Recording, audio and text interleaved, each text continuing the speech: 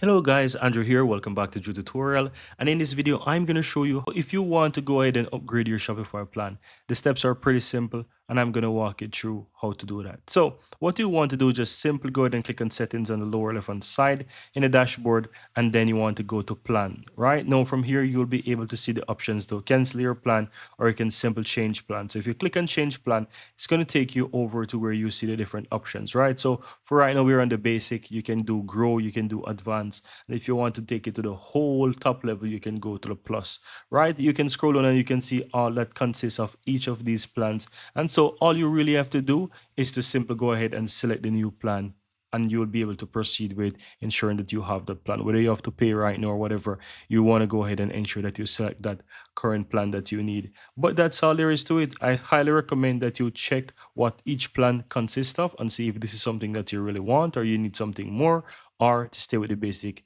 is good enough for you. But that's all there is to it, guys. Very easy and very simple.